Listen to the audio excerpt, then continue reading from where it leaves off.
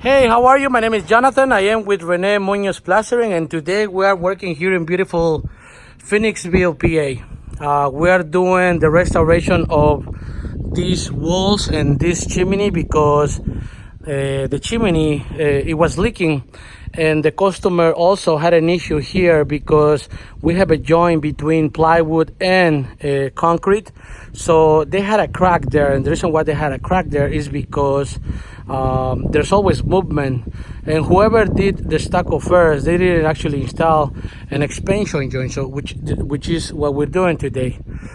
We also installed that sea flashing or drip cap because there was anything, as you can tell, that was actually protecting the water that is coming from upstairs to the basement. To the basement, to the garage. So we already pre-bent a piece of metal. We also sealed that piece, and we also gonna tuck a piece of paper under the, I will say, it's paper and sheeting at the same time. As you can tell, the entire siding wall doesn't even have any sheeting. So we already removed some of the staples of the bottom, and we're gonna tuck our paper underneath just to make sure that the water goes over our paper and not behind our paper. But the main reason why I wanted to show you, I want to do this video, is because we're gonna go over there and I'm gonna show you what I have, which is a bunch of dryer vents. Dryer vents is something that people underestimate. They don't waterproof them properly. So I'm gonna show you different types of dryer vents, and which ones I like and which ones I don't like, and which way we'll normally install them. As you can tell, same thing over here. They didn't have any electrical boxes or circles. We already installed those. We also installed a blocking in there. And as you can tell, we're gonna do silicone around, and we also already add a drip cap over it.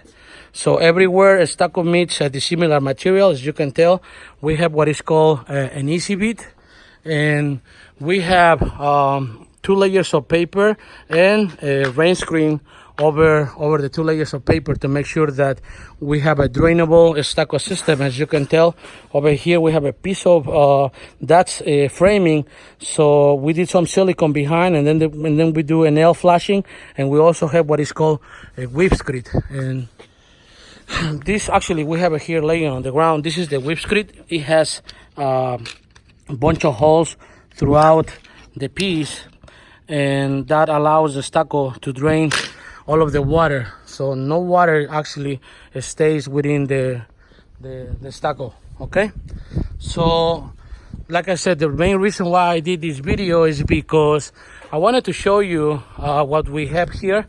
This side was damaged, and most of the times whenever we do a stucco remediation, the dryer vents, they are never treated right. We treat any opening as if it were a window, and that's what we're gonna do.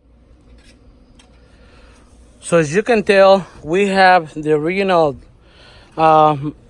This is gonna be suitable for dryer vent, and in this case is the chimney vent.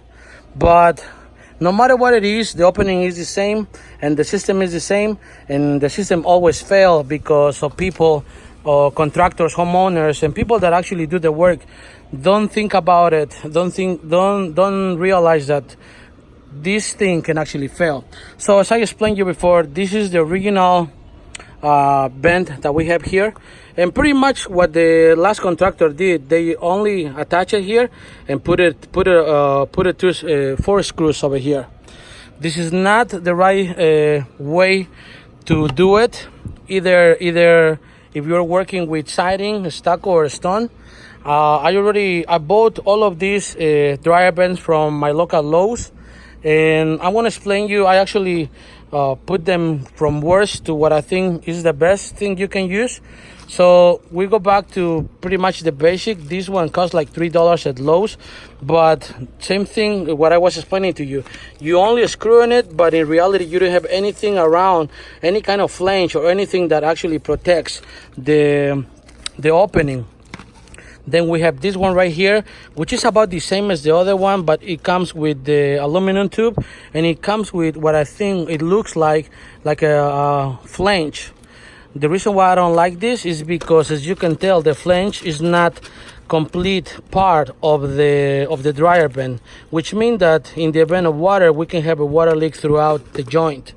And then we have what is pretty much the same as that one, but with a better protection. And the way you install this is pretty much the same thing. You just put it in, put some tape around, and then you just screw it. But once again, you don't have anything that is actually covering or protecting the top of your opening. So then we go to the next one, which is the same as the last one, but this one comes with the aluminum tubing, and what it looks to be flange, but once again, it's something that moves. So we're gonna talk about the two that I think that are the best, and I will tell you why. So this can be this one I bought it in my local construction supplier, J&L here in Philadelphia. So this can be used for a stucco, and it also can be used for siding. As you can tell, this piece is removable. So, and we also have different notches here for thickness of whether it's a stucco or siding. So that's something that I like. But the main reason why I like this one is because, as you can tell, we do have a flange that is a complete part. It's just one single piece of the dryer vent. So this one can be installed there, and then we can do nailing around, and then we can do flashing tape at the left side, right side, and then the top. And we can also install what is called a drip cap.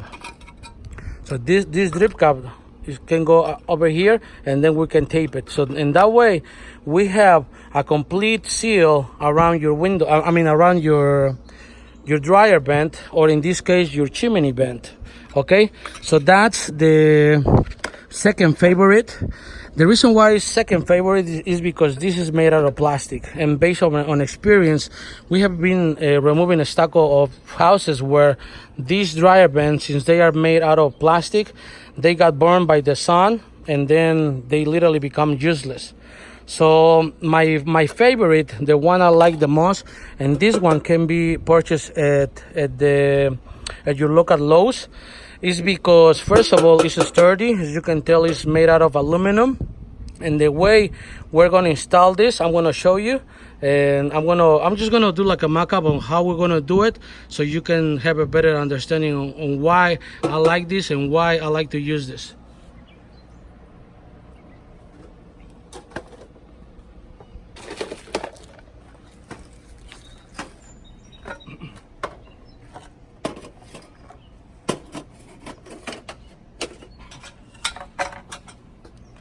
Okay, so we have the dryer vent here, and this is a piece of ASAC or PVC.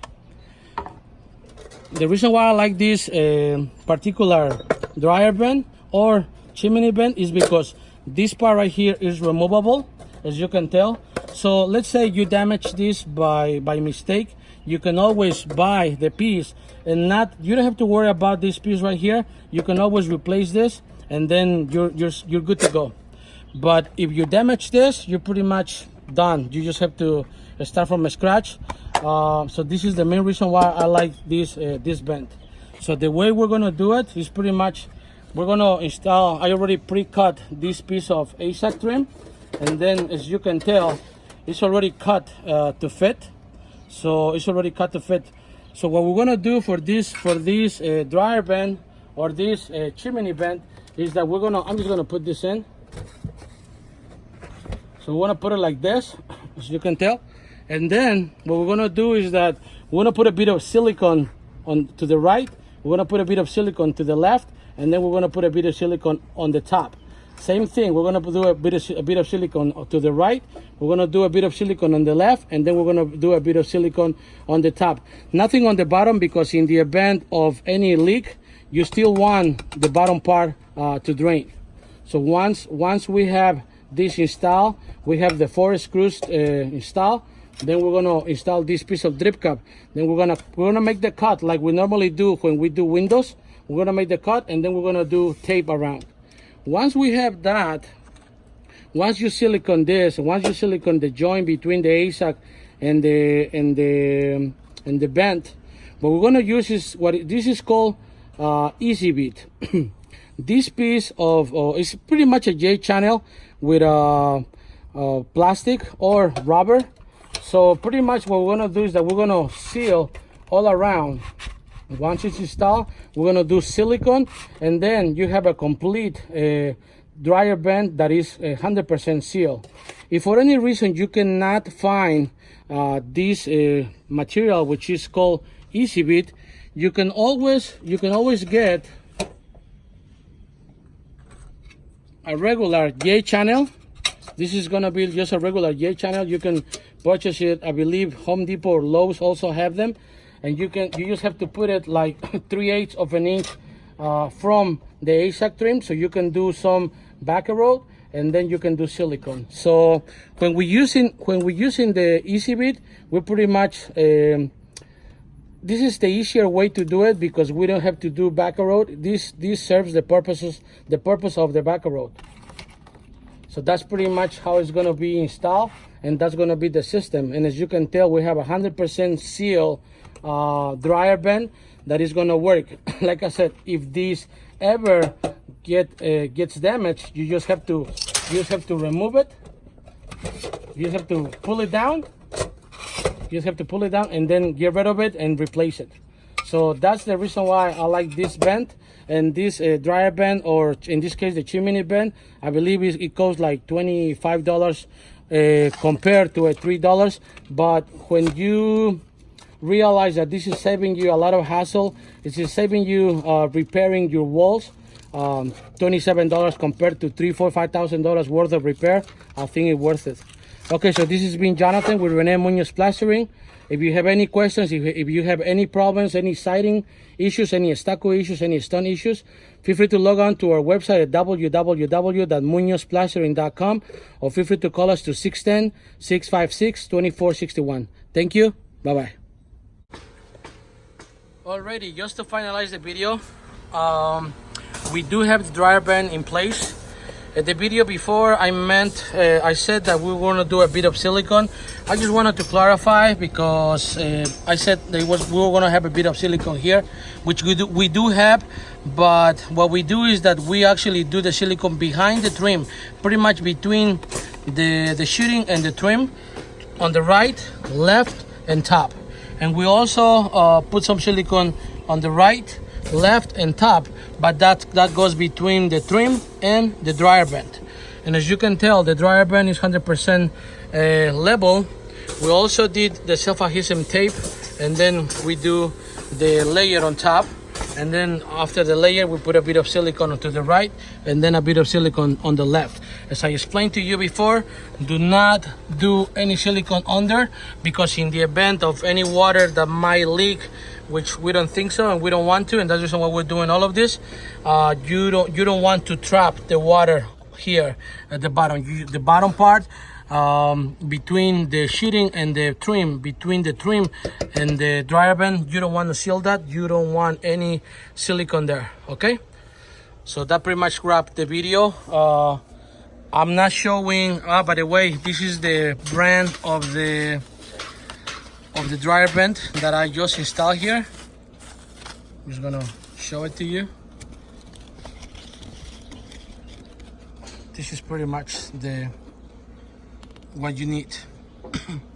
Heavy duty wall band hood. Okay, I'm not showing the easy bit install, because what we have to do is that we have to install the rain screen all around here, and then this will go over the rain screen. That way we have the thickness that we need for the metal lat and for the scratch coat. Thank you. Bye-bye.